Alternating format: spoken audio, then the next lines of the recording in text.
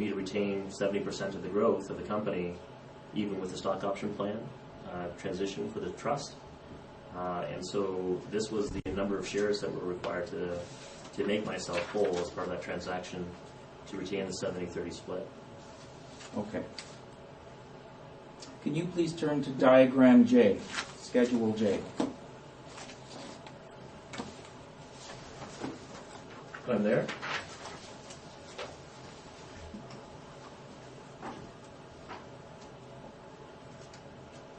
So, Mr. Baker, this diagram is intended to reflect the results of distribution 1.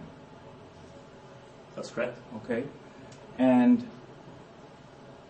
I see that 2.3 million shares were distributed to you, and you now own 2.3 million shares. That's correct. B shares distributed from the trust. That's correct. The other shares that were distributed as part of distribution 1 went to that other team of people that we were just talking about. That's correct. And in total, they received 1,039,306 B shares on the right-hand side of the diagram. That's correct. And so the trust has 348,929 B shares left. That's for future distribution. Okay.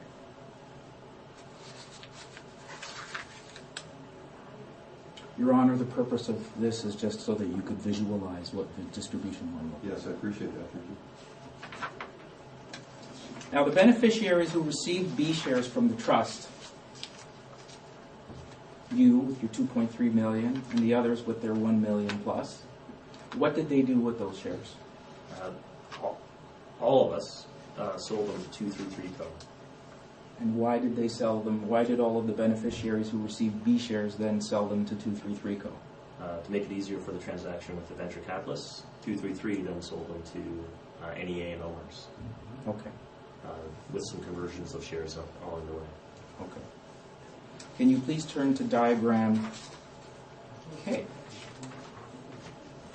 And there.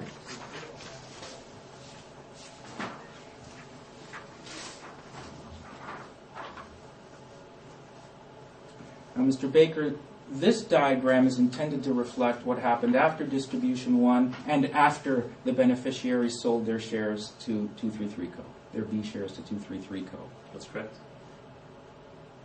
So that after the sale to 233 Co, the shareholders of D2L Parent were 233 Co, you, and the trust. That's correct. The other beneficiaries had disappeared, and I don't mean that in any sort of a morbid way. They no longer had B shares. That's correct. Because they sold them to 233 Co. Correct. So, Your Honor, this is intended to reflect after distribution 1 and after the beneficiaries sold their B shares to 233 Co.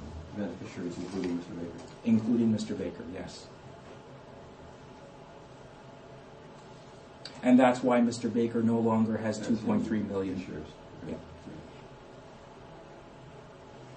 The B shares all being held by 233 Co. except for the 348,000 or 349,000 held by the trust.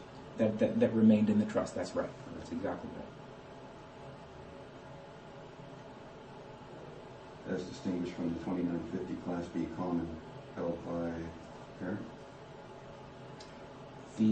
That's right. Those shares never changed, Your Honor. That's a different Class B. It's a different Class B. Remember that when D2L Parent was added to the mix, was added to the corporate structure, the trust transferred its 2,950 B shares to D2L Parent. So those shares were actually the original version of the B shares held by the trust. Okay? Yes.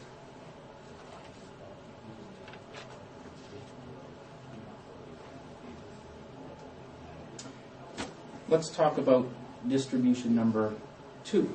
Can you please turn to document number 45?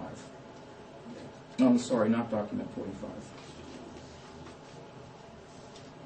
Before we get to distribution 2, sorry, Your Honor, I'm just trying to police myself here. Sorry.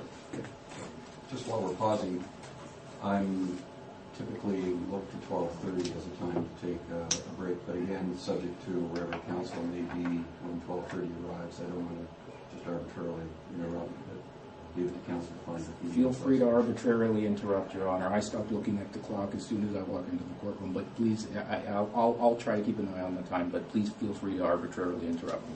No problem with that at all.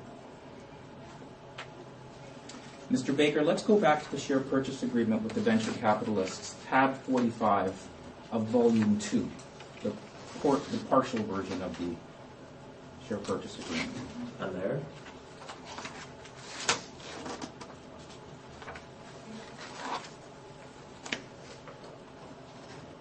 And if you could turn to the very last page of this tab, Exhibit A.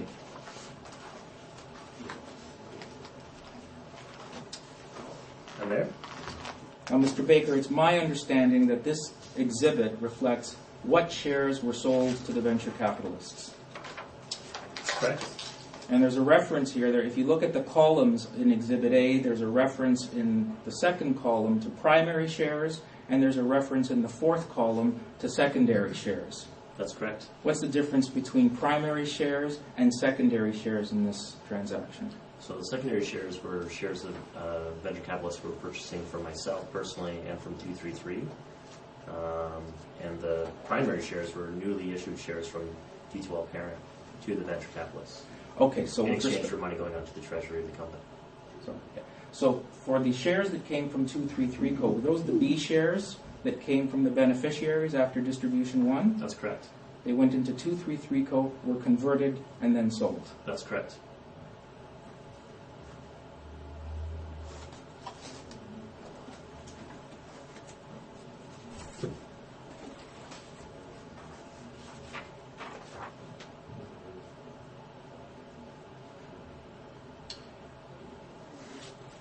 Staying with this share purchase agreement, and I'll only talk about this briefly, Mr. Baker. If you can turn to Article 4.3b, which is on page 388. I'm there. And I'm going to read a portion of this paragraph. It says, Which paragraph again? sorry, 4.3b Okay. at the bottom of that page. Right. And I'm going to start reading from the end of the second line of that paragraph. Okay. It says that the company, which is D2L Parent, because it's D2L's parents' shares that are being sold, Mm-hmm. the company has reserved, and then go down 2 lines, 11,200,000 Class O common shares for issuance under the company's 2012 stock option plan.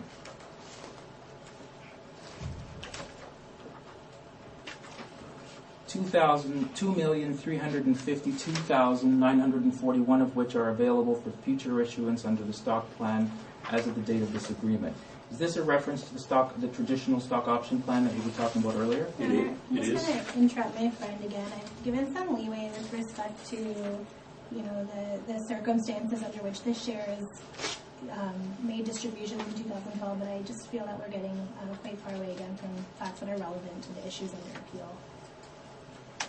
Your Honor, as I said earlier, when we look at the result at the end of the day, Well, I can look at the results right now, but why are we taking this path to get there? because I just want to ensure that you understand part of the result requires us to consider the ownership of the shares in D2L Parent on a fully diluted basis. And fully diluted basis means that we need to assume that the stock options have all been exercised, because that's how they do the calculation. Okay. And what was the question that was actually being rejected to? Or was it just because, of course, these words speak for themselves right here? I'm not sure. Okay. All right. I think she was wondering whether they were. Why we're here? Oh, well, please.